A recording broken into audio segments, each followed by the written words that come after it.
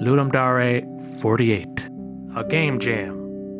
What's a game jam? A contest where participants try to make a video game from scratch. This is the story of my 5th entry into Ludum Dare game jam, Below the Ocean.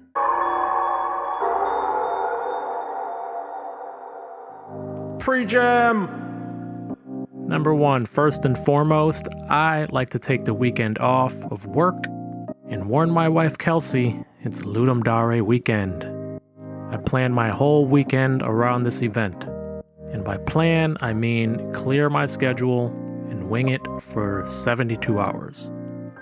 This year, about 2 weeks before the jam, I started experimenting with 3D game development. All of my experience in Unity up to this point is 2D, so I think that was a good warm-up for the jam. I participated in all the pre-jam events, theme suggestions, theme slaughter, in each of the voting rounds.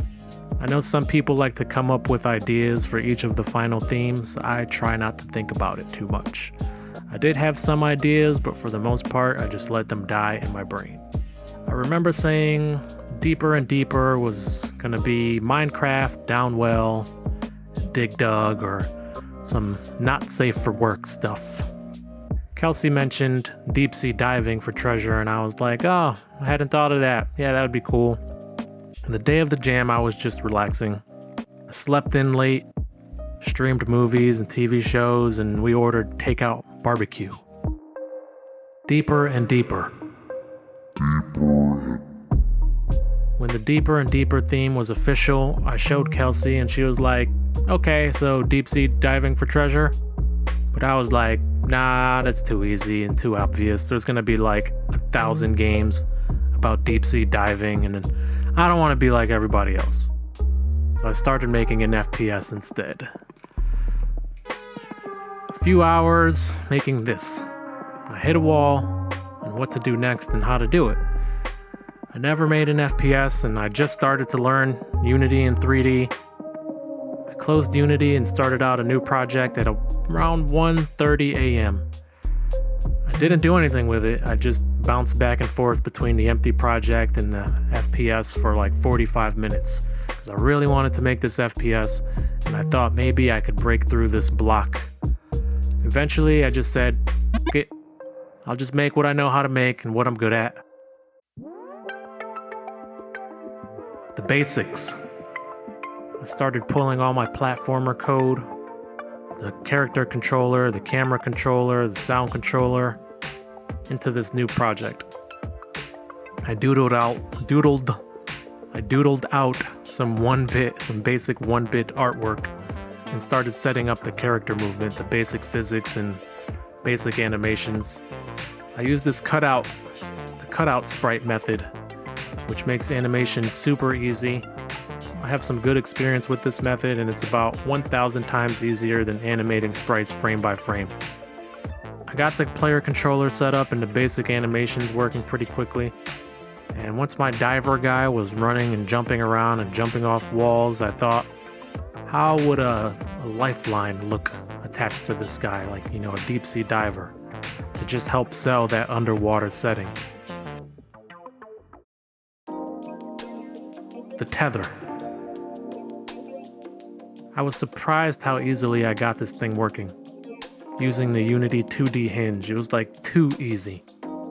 I was afraid it would fail me later. And it did in some ways fail me, but it hasn't broke on most players and nothing game breaking. Once it was floating around and locked onto the player at its base, I started just testing its limits and seeing what it would look like, how it would feel. And then this happened. I discovered the player would be pulled upward with forward movement when the line reached its limits. It seemed like a cool and unique thing to play with. I thought the limits on its length could lead to some little maze-like puzzles where you would need to find an optimal path through a cave, or you'd have to retract the line so you can swing, or lengthen it in other places to go to other higher places. So I built this room as a proof of concept. A small puzzle where the player would need to take the correct path around this block for the line to swing them upward. I shared my progress on the ldjam.com website feed and on Twitter, and I went to bed. Morale boost.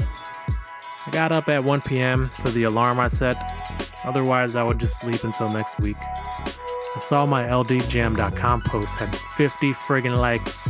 It was a huge morale boost. I rushed to show Kelsey, who went to bed thinking I was just gonna make that FPS, and she was surprised and excited too. I remember her saying, "You made that last night?" I had this rough idea in my head of what I wanted to get done for the day. All the mechanics, I wanted them working, the checkpoints, the spike deaths, the camera zones. I knew I wanted a player to use a player-sized bubble for something, but not quite sure what yet. More basics. The checkpoint, spikes, the deaths, the respawns, the resets, the colors, they're all in the game. I made the first few rooms and had Kelsey test them out. Having her as my tester and someone to bounce these ideas off of is just a huge reason why I think this came out so well. So thank you, Kelsey, I love you. I didn't explain anything to her other than WASD to move and space to jump, and that you can jump off walls. And she had no idea how to use the tether. So I knew players would need some instructions too. Once she understood the tether, she made it past the first few rooms I made and even wrapped around this block here with no tips. So high fives. Tutorial zone. Number 1. A room showing the basic controls. So I started with a room showing the basic controls, simple enough, just show the controls on the screen, give the player some space to jump around and get the feel of the physics. Every game needs to have this type of room. Number 2, a room explaining wall jumps. I thought just telling the player that they could wall jump would be enough. I may have been wrong about this, as I got a lot of feedback later that some players just had trouble. Number 3, a room explaining platforms. Simple, you just press down to jump through the platform. I almost put text here. It turns out it wasn't needed, just an arrow pointing downward was enough. I like that because I don't like to over-explain things. Number 4, a room explaining tether swings. This actually seemed to come out easy enough, a line with an arrow, and one sentence did the trick. I had Kelsey test out these rooms, but I was a little concerned because I had no fresh players to test it on. Music. I didn't overthink the music or overcook it at all.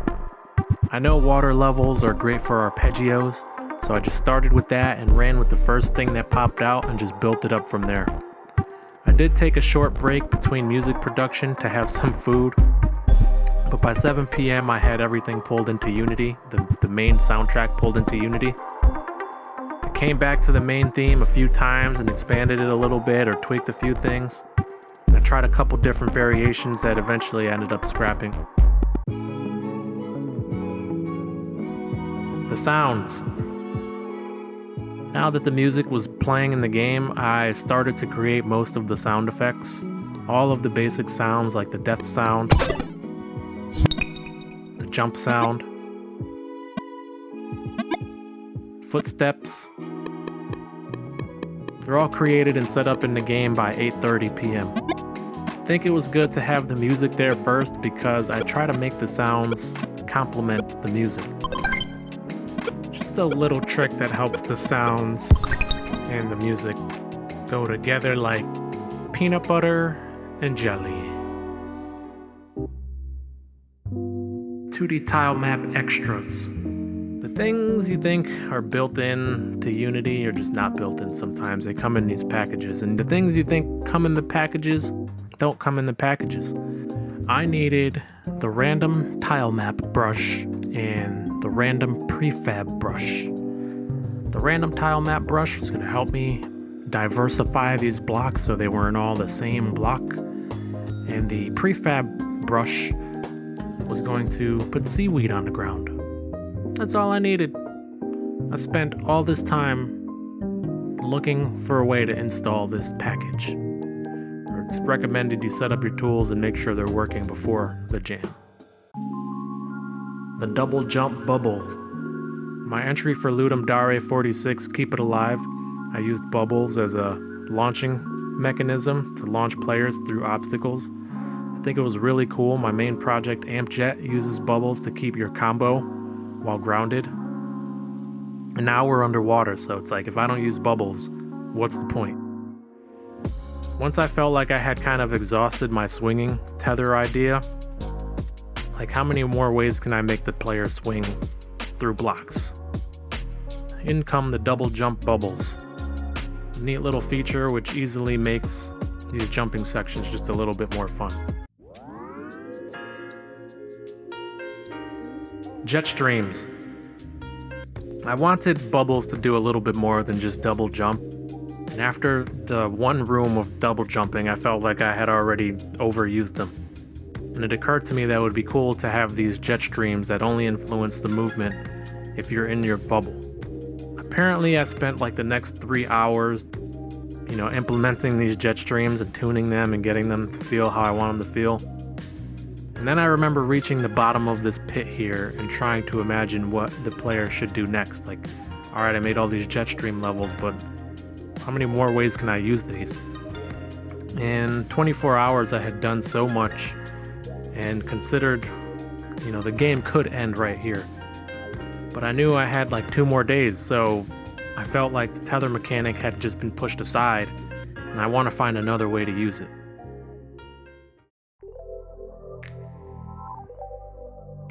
Power. I wrote a quick script to get the tethers powered up when they touched or connected with a power block, and it was pretty easy. It worked immediately without a hitch. I got really lucky that all these new mechanics I tried just happened to work for the most part with no bugs. I played around with it for a bit, just trying to imagine like, how is this idea gonna be completed? Like, what's the player gonna power up? I didn't think too much about it. I just kind of wrapped around the block and just imagined like, either stepping on a pad or touching some kind of power node, which is what I ended up going with. I'd spent some time making a GIF for the ldjam.com website. The morale boost I was getting from this is like totally worth this attention-seeking behavior. I didn't want to spoil some of these new, these new features and mechanics I had, so I just used the "you can wall jump" GIF and went to bed. The doors. I did get up a little earlier than my alarm. Spent a little time looking through some of the ldjam.com feed and just checking out everyone's progress, and then I got started on the doors. I settled on having the players use this powered tether mechanic to open up the locked doors, and all they needed to do was figure out how to power their tether and reach the power node. It looks like I spent the next couple hours polishing the nodes and the doors and getting them to work how I wanted them to. I remember showing Kelsey the first locked door, and she immediately figured out how it worked. I knew I was on the right track and didn't need to explain too much more. The story. I don't consider myself a good storyteller. I'm not crazy about telling stories in games, but I do like when there's some kind of story, something to help hold the game together and the game world together. I opened WordPad and just started writing out whatever came to my mind. I spent maybe 40 minutes making this diving capsule pod thing, just using a Google image reference. When I showed Kelsey the progress on the intro, she told me it was a little wordy.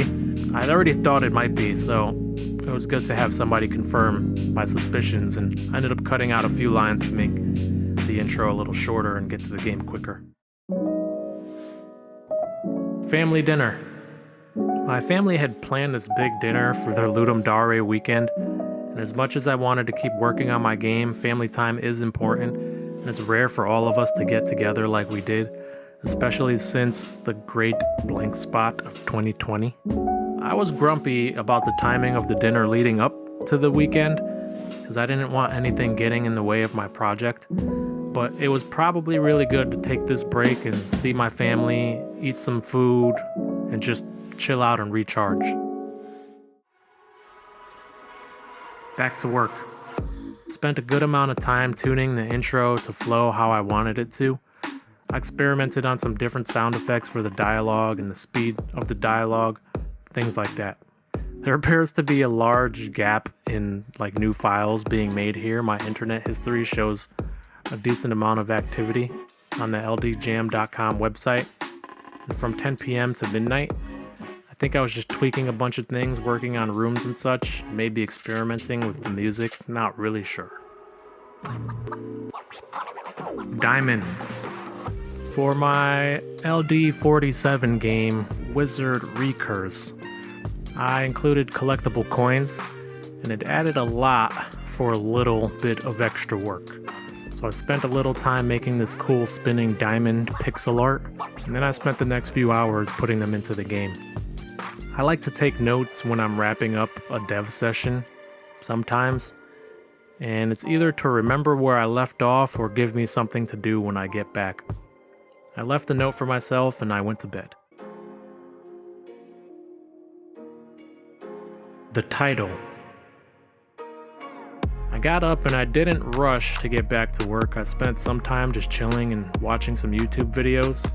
And eventually I looked down at my notes from the night before and I'm coming up with a title should be easy, but it's usually not. It's not for me anyway. Everything good. All the good ideas are already taken. So I googled some diving terminology, things like ocean gods. Eventually I came across below the ocean. It seemed so simple, so generic, but I couldn't find anything that popped up with that name. Very similar to a lot of other titles of things, but nothing used below the ocean. So I just pulled the trigger. Below the ocean it is. The ending. My recollection is especially muddy at this point because I'm so far removed from the project, and a lot of these last few things that I did didn't require any new asset files for me to check the creation date on, so I can't use my normal detective techniques to retrace my steps as accurately. But I got started on the ending, and the player just needed to collect some kind of super cool ancient special treasure.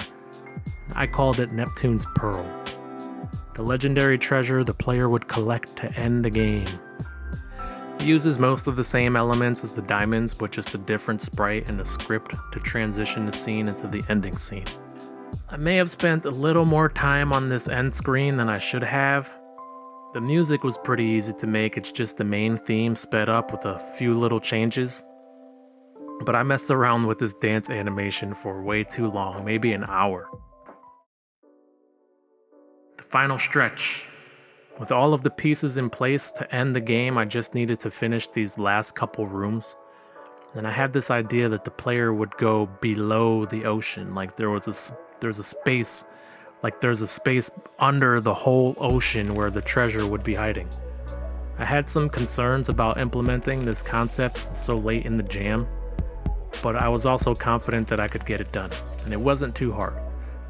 The music stops, you splash out the bottom of the ocean, your lifeline breaks, the physics change a little bit so you feel heavier and you're no longer in the ocean floating around, you're below the ocean. Once the ending is in there and the player can end the game, I run through it a few times just looking for bugs or small things I want to tweak. There wasn't too much, a few things here and there, but for the most part I think I got most of the things that would have stopped people or broke the game in some kind of way. 8:30 p.m. It is done. In past jams, I didn't even bother to flesh out my game's page with screenshots or the web build until the next day. This time I spent the extra time after the jam just to do that. I made a few GIFs or GIFs or whatever you wanted, GIFs, and built out the theme to my itch page. Now it's really done. I don't know if anyone else feels this way, but I can get kind of locked into things and just tunnel vision on them to a point where nothing else exists except for the thing that I'm working on. So wrapping up a game jam after 3 days is like walking out of a movie theater into the daylight, and I just paced around in the room trying to expend some energy. And I just reflect on what I just did for the last few days and try to get myself back into reality. So what went right? I think almost everything went right. Like, the response has been amazing. I've never seen so much positive feedback, and even when I got first overall in LD46, this has been 10 times more than that before the results have even been announced. So I've seen streamers playing my game, bloggers writing articles, vloggers putting out videos, and all this content to show off the work that I've done. And all I can say is thank you a million times if I need to. So everybody who says something nice to me, I make sure that I go and respond to that feedback. What went wrong? The things that need to get better tuned, the wall jumps and just the overall physics can just be tuned just a little bit better so people feel like they have a little bit better control. Some of the level design around the diamonds is kind of harsh and somewhat rushed. They did go into the game kind of late, and being an optional challenge, I felt like I could just let them be hard, a harder challenge. But some of them, especially some of these earlier ones, are just like almost too hard. Even for people who've run through the game a few times, it can be kind of cruel. What I would have also liked to do is just have an extra room explaining to players that these diamonds are optional, like you don't actually need to get them. That way, if it is going to be kind of hard, they know that they don't need them later on.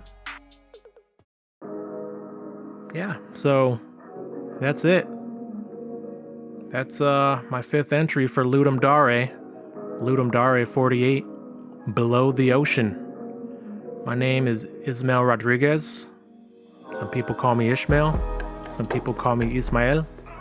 I've been a game dev for almost most of my life, really, since I was a young lad. I don't know if you want to subscribe to my YouTube channel. I don't know if I'm going to be doing weekly content or anything like that. I'd like to do more, but I can't say that it's something I love doing as much as making games. So if anything, you can follow me on Twitter. I like sharing lots of progress on my projects there and just sharing a lot of game dev stuff from other games developers. And yeah, thanks for checking in. Like, follow, subscribe, or don't. Everyone have a good day, good life. Have a good life. It's better than a good day. Thank you. Bye.